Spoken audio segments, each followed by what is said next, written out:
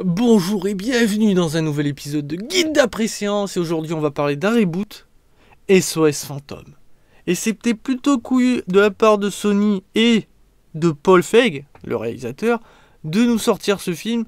Parce que déjà d'une, il avait déjà été descendu, mais direct, d'une parce que c'était des filles, mais en plus la bande-annonce qui était dégueulasse, il faut dire, elle faisait froid dans le dos, qui ne donnait pas envie. En plus de ça, bon bah c'est quand même des vieux films, hein, ça remonte il y a longtemps, donc les vrais fans ont un peu vieilli depuis le temps, et les plus jeunes, bon bah tu parles de Ghostbusters, il y en a certains qui vont te dire quoi, alors que bon, c'est quand même des bons films, sauf le 2, il y en a qui... Mais le 1, c'est vraiment une référence, on va dire, c'est un très bon film, et ben ils ont quand même voulu en faire un nouveau, et franchement, très bonne surprise. Un très très bon divertissement qui m'a redonné le sourire après un Suicide Squad à chier qui m'avait fait enterrer mon sourire au fond de la pampa, et là j'ai retrouvé le sourire, j'ai rigolé, il y avait de très bons moments. Ça veut pas dire que c'est un chef-d'œuvre, que c'est le meilleur film 2016, mais ils ont fait du bon boulot, sauf un énorme point noir, et ça je peux pas passer dessus, je peux pas passer à côté. Les remixes de la musique, la célèbre musique Ghostbusters, hein, que vous connaissez tous, ils ont fait des remixes dessus, mais dégueulasses. Mais alors, dégueulasse, à en faire pleurer ma mère, comme on dirait. Horrible. Vraiment, je voulais plus écouter la musique du film tellement c'était horrible. Il y a vraiment des remixes, mais à chier. Et bon, heureusement, ça dure que quelques secondes, mais c'est quand même scandaleux. Et bah, voilà, pour moi, c'est le gros point noir du film, c'est la musique. Mais sinon, dans l'ensemble, c'est un bon divertissement qui vraiment fait appel à tout le monde, c'est-à-dire qu'il va toucher ceux qui ne connaissent pas SOS Fantôme 1 et 2, mais qui va aussi faire plaisir aux fans avec des vraies références, mais les références qui coulent de source. Ça veut dire qu'elles sont tellement légères que si tu n'as pas vu les films, tu ne seras pas perdu. Alors que par exemple World of Warcraft, un petit peu à l'image du Murloc qui fait son bruit, tout le monde, bah, ceux qui ne connaissent pas World of Warcraft, ils voient juste une créature faire un bruit. Ils entendent des gens rigoler, donc ceux qui... Voilà, et eux ils sont là, ah, qu'est-ce qui se passe? Là c'est plus compliqué. Alors que là vraiment c'est des références mais toutes légères. Et une pour vous donner un exemple, il y en a une, c'est en fait il y a un moment, il y a trois des personnages principaux qui racontent des faits divers qu'ils ont écrits dans un bouquin. Je fais vaguement pour pas trop spoil. Et en fait, il y a un des faits divers, c'est un bébé volant. Et alors je présume facilement que c'est un clin d'œil au bébé volant dans Ghostbusters 2, quand le bébé s'envolait par la fenêtre avec les fantômes. Voilà, je pense que c'est une référence. Mais voilà, vous voyez, même si imaginons, c'est pas une vraie référence, mais pour moi j'en suis sûr que c'en est une, elle est tellement légère que bon, toi t'entends ça, même si t'as pas vu les deux premiers films, tu dis juste, bah tiens, c'est un fait divers, c'est un truc paranormal, ça reste cohérent par rapport au truc. Après, il y a des petits clins d'œil, comme par exemple, vous savez qu'il y a l'acteur Chris Hemsworth qui joue Thor. Il y a un moment, ils disent, tiens, j'aurais préféré voir un Thor, ou voilà. Des clins d'œil, encore une fois, tellement légers, mais voilà, c'est plutôt sympa. Mais ça veut pas dire, encore une fois, qu'il n'y a que les musiques qui sont mauvaises, hein, sachez-le. Mais en tout cas, il y a des petits caméos aux petits oignons que j'ai beaucoup aimés. Je les ai tous reconnus, sauf un. On va commencer par ceux que j'ai reconnus, donc Bill Murray, qui jouait Peter Venkman dans Ghostbusters 1 et 2. Nous avons Sigourney Weaver, qui était une des victimes dans le 1 et après est devenue la petite amie dans le 2, qui est aussi quand même une victime finalement d'une certaine manière, la pauvre. Nous avons Amy Hudson qui était Winston, qui fait aussi un petit caméo sympathique. C'est le noir dans Ghostbusters 2, donc un peu moins connu, et je le cache pas que c'était un personnage que bon, si vous voulez, j'en ai un peu rien à foutre. Nous avons Annie Potts aussi, qui fait un tout petit caméo, et pour ceux qui ne connaissent pas, c'était la secrétaire dans SOS Fantôme 1 et 2, avec les petites lunettes. Elle fait un petit caméo très sympathique.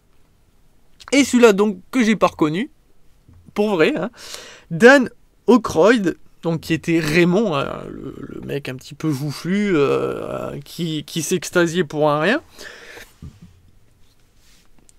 Donc pour ceux qui vont voir le film, ou qui l'ont déjà vu et qui savent pas, enfin qui n'ont pas aussi reconnu Dan, eh ben c'est le chauffeur de taxi. Donc si vous voyez un chauffeur de taxi, eh ben c'est Dan.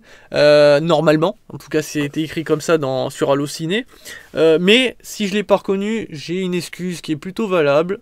C'est que la scène est assez sombre, il est dans un taxi, qu'il n'y a pas de lumière. Et donc c'est tellement sombre, pour moi ça a été tellement sombre dans le cinéma que je voyais pas de visage, je voyais juste une ombre, je voyais un petit truc, mais pas assez pour dire, bah tiens, c'est Dan. Parce que sinon, je pense que je l'aurais reconnu, j'ai reconnu tous les autres, donc pourquoi pas lui? Ben non, donc voilà, je préfère préciser, c'est pas un spoil, hein, c'est un petit caméo sympathique. Et un autre caméo qui aurait dû normalement exister, donc c'est justement Harold Ramis, qui est décédé en 2014, qui était donc Egon, qui était le scientifique, hein, vraiment le mec ultra intelligent avec ses petites lunettes, qui était un acteur génial, qui était doublé en VF par Jean-Pierre Leroux. Donc moi je l'ai vu en VF ce film, et en fait il faut savoir qu'il y a un personnage, donc un acteur, qui est Ed Begley Jr., qui joue Ed Mulgwave dans ce film, qui est assez âgé, qui porte des lunettes, qui a presque plus de cheveux, qui est fan du bouquin des gonzesses. Et quand il parle, il a la voix, et j'en suis sûr à 99%, de Egon, dont de Jean-Pierre Leroux. Or, avant quand même de dire ça, je suis allé vérifier mes sources. Je me suis dit, merde, peut-être que je dis une connerie, je vais vérifier que Jean-Pierre Leroux a bien refait la voix dans ce Ghostbuster. Or, c'est pas écrit, absolument pas écrit, mais j'en suis sûr. Donc, si vous allez voir le film, ou que vous l'avez déjà vu, et que vous aussi vous vous êtes dit, putain, il y a un truc qui ressemble, n'hésitez pas à me le dire en commentaire, parce que j'ai l'impression d'être fou. Mais pour moi, je pense qu'en fait, ils ont voulu rendre hommage à Harold, un petit clin d'œil, un hommage, même s'ils n'avaient plus l'acteur, ils ont utilisé quelqu'un qui physiquement pouvait lui ressembler s'il avait vieilli d'une certaine manière. Si Egon avait vieilli dans le film, il aurait pu ressembler facilement à ça. Et ils ont voulu rendre hommage, et je pense que c'est ça. Et si c'est le cas, c'est cool. Si c'est pas le cas, c'est dommage, parce que ça aurait été une bonne idée. Moi, je trouvais que ça collait bien, donc, mais j'en suis sûr. Je suis sûr à 99%. En tout cas, pour le film, si vous avez vu Ghostbusters 1 et 2, c'est pas parce que c'est des filles que c'est différent. En fait, c'est la même équipe. En gros, Kristen Wiig, qui joue Erin Gilbert, c'est Peter Wackman, en féminin. Alors, il y a quand même quelques différences. Peter Wackman, vous savez, il était très abus de sa personne, il était très... dès qu'il voyait une fille, il a chauffé, il faisait souvent des allusions sexuelles. Et bien, Erin, c'est exactement la même chose. Au début, elle est beaucoup plus coincée. Par contre, elle est un peu plus coincée et tout. Mais par contre, elle va devenir un petit peu le leader de l'équipe, hein, en disant qu'il faut foncer et tout. Mais voilà, elle va faire d'énormes allusions sexuelles. Et aussi, comme lui, elle va subir la malchance du slide, puisque si vous vous souvenez, Peter, dès qu'il y avait un fantôme, le fantôme lui fonçait dessus, donc il était recouvert de slide. Dès qu'il y avait du slide qui coulait, c'était pour sa poire. Et bien, c'est la même chose pour elle. Donc, vous voyez déjà de grosses similitudes, mais c'est pas fini. Nous avons Melissa McCarthy, qui joue Abby, et Abby, c'est Egon, au féminin. Exactement la même, sauf que Egon était quelqu'un de très sérieux, qui faisait très peu d'humour, alors qu'elle, c'est tout l'inverse. C'est très speed, elle parle à tout le monde, c'est elle qui limite au début est leader, hein, c'est vraiment elle qui est leader, pour après au final un petit peu laisser, comment ça s'appelle, Erin prendre sa place, mais c'est elle qui va un peu plus diriger les choses, elle est plus intelligente, donc vraiment, c'est Egon au féminin, d'une certaine manière. Après nous avons Kate McMahon, qui joue Gillian, c'est Raymond, au féminin. Si vous vous souvenez, Raymond, c'était quelqu'un de très... dès qu'il voyait quelque chose, il s'extasiait, dès qu'il voyait du slide, et genre, oh, du slide, c'est quelque chose de... paranormalomatique, enfin, vous savez, il disait plein de termes, et bien c'est exactement la même chose. Il était mécanicien, elle est mécanicien, c'est elle qui crée tous les équipements, même si je me rappelle dans le 1 et le 2, enfin si je me souviens bien surtout, Egon aidait quand même pas mal... Raymond, alors que là, Abby, elle aide un peu moins. C'est plus cérébral, Abby, c'est vraiment Gillian qui crée tout. Vraiment, c'est elle qui crée tout, qui à chaque fois va modifier les armes, va même créer de nouvelles armes. Dans ce film, il y a de nouvelles armes, ce qui est plutôt sympa, donc c'est très sympathique. Et pour la dernière héroïne, nous avons Leslie Jones, qui va jouer Patty Tolan, qui est clairement Winston, puisque Winston était noir, elle est noire, voilà. Sauf que Winston, comme j'ai dit, comme il m'a pas marqué, j'ai pas trop souvenir de comment il était. Par contre, elle, ben c'est un de mes premiers personnages que je déteste. C'est un gros cliché de femme noire, mais alors un énorme. Mais tout ce qu'on vous a dit sur les femmes noires, qui par exemple parlaient genre wesh ma soeur, gna gna, qui parlent d'une certaine manière en faisant des gestes et tout, qui est très bling bling avec des grosses boucles d'oreilles. Voilà. Limite être cheap, hein. Vous savez les. Voilà, mais limite si on avait dit tu le fais, elle le ferait. Alors après, comme c'était en VF, c'est peut-être à cause de la voix VF aussi que ça accentue un petit peu le truc. Peut-être qu'en anglais ça s'entend moins, mais moi je trouve que c'est un gros cliché. Ça veut pas dire pour autant que je suis genre là, mais c'est scandaleux, c'est honteux. Mais je trouve que ça n'apporte rien. Au contraire même, je la trouve pas super drôle et je pense qu'on aurait pu faire un Winston. Bon après c'est vrai que Winston, il avait la voix de Eddie Murphy, donc la voix, vous savez, qui devient insupportable au bout d'un moment. Donc voilà, mais elle a une voix qui est déjà insupportable en VF et qui est accentuée par tous ces petits gestes et sa façon. Ah, ça. Horreur. J'ai pas supporté ce personnage. Et le dernier personnage, donc j'en ai parlé vite fait, Thor, Chris Hemsworth, qui joue le secrétaire, donc qui remplace Janine. Hein, Janine était une fille, donc là ça sera un mec. Kevin. Et c'est Jean-Kevin. Vous savez, le mec que vous croisez dans les jeux vidéo, qui dit que des conneries, qui sait pas écrire, qui parle très mal, qui est très, très stupide. C'est Kevin. C'est exactement son personnage. Il est con, mais alors, je sais que c'est scénaristique, hein, je pense pas que Chris soit con, en vrai. C'est voulu. Pourquoi ? Parce que ça ne sert à rien, mais c'est même navrant pour lui. C'est qu'il y a des fois, tu dis, mais c'est pas possible qu'il soit aussi con. Je veux dire, je suis obligé là, c'est un mini spoil, mais c'est vu dans la bande-annonce. Et à un moment, il y a le téléphone qui sonne, et en fait, il y a un faux téléphone dans l'aquarium, et il dit, bah non, je peux pas, il est dans l'eau. Sauf qu'il a un téléphone à côté, et les filles lui disent, bah oui, non, mais c'est ton téléphone sur le bureau. Ah alors, peut-être que les plus jeunes riront de ce genre de choses. Heureusement, ce personnage, on le voit très peu, mais malheureusement, il est utile pour l'histoire. Étrangement, il est utile. Mais non, voilà, c'est entre Patty et Kevin, c'est mes deux personnages que je déteste dans le film. Oh mon dieu, putain. Oh là là là là, miséricorde. Vraiment, je vous jure, c'est les deux qui vont vous faire. Et ils sont pas drôles, c'est ça le problème, c'est que ils sont faits pour être drôles. Finalement, Kevin, c'est un peu le Jar Jar Binks, c'est clairement le Jar Jar Binks.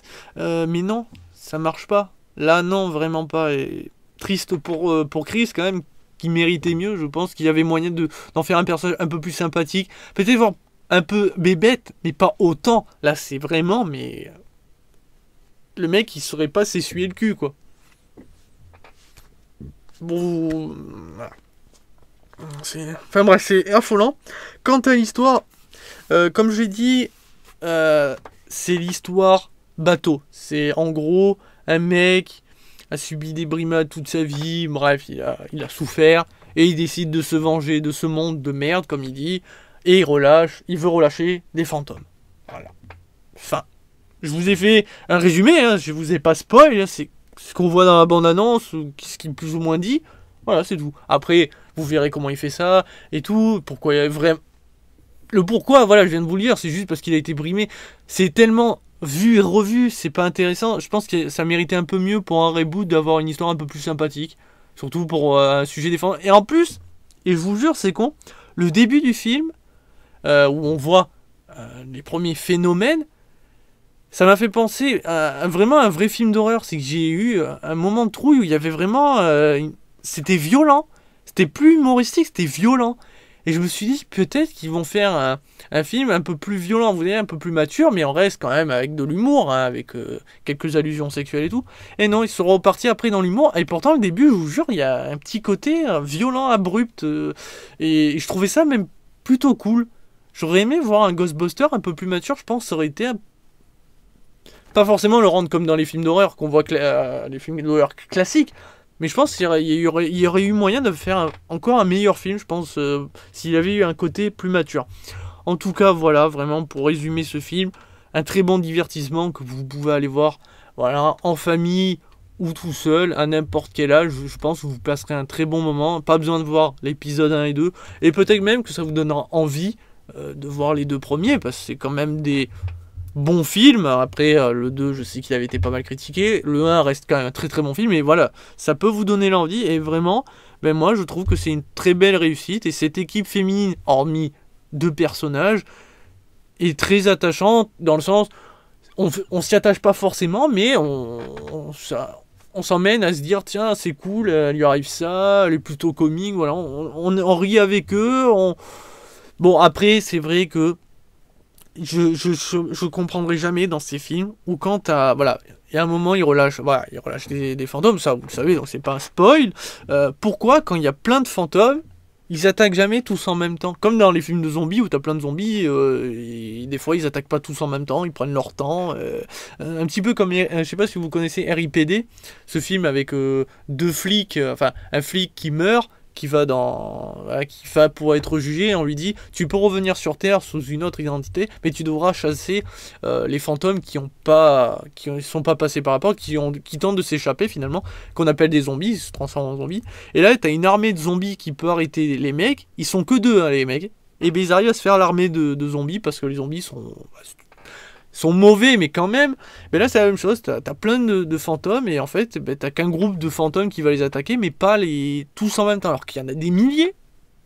J'ai toujours trouvé ça dommage. Bon, forcément, ça serait les méchants pourraient gagner, mais en même temps, ça serait cohérent. Là, souvent, ça devient stupide, et c'est chiant. Ça veut pas dire que ça gâche le film, mais bon, ça peut saouler les gens, se dire ouais mais bon, il y a encore plein de fantômes, ils auraient pu largement les arrêter, et finalement non.